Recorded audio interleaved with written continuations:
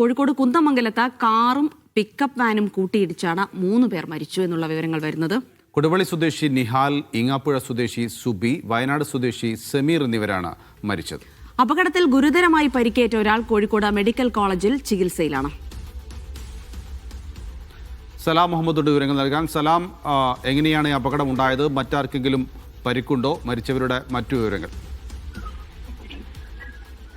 ഇന്ന് പുലർച്ചെ 2 മണിയോടുകൂടിയാണ് ഈ അപകടം ഉണ്ടായത്. കോഴിക്കോട് കുന്നമംഗലം 11-ാം മൈലിൽ വെച്ചാണ് കാറും പിക്കപ്പ് ലോറിയും തമ്മിൽ കൂട്ടിയിടിച്ചത്. കോഴിക്കോട് താമരശ്ശേരി ഭാഗത്തേക്ക് പോവുകയായിരുന്ന കാറും കോഴിക്കോട് ഭാഗത്തേക്ക് പോവുകയായിരുന്ന പിക്കപ്പ് വാനുമാണ് കൂട്ടിയിടിച്ചതിൽ കാറിലുണ്ടായിരുന്നവർക്കാണ് ഗുരുതരമായി പരിക്കേറ്റത്. കാർ നമുക്ക് ആ ദൃശ്യങ്ങളിൽ കാണാം.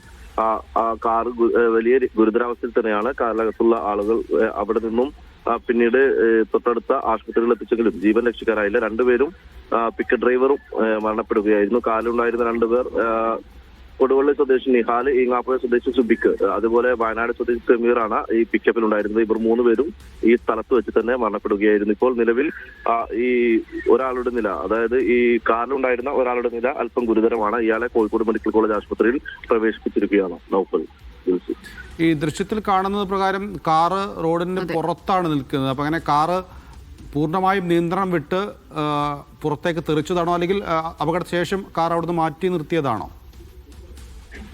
അപ്പോൾ അപകടശേഷം ആ നാട്ടുകാർ ചേർന്ന് കാർ ഈ സമീപത്തേക്ക്, അതായത് റോഡിന് സമീപത്തേക്ക് മാറ്റുകയായിരുന്നു.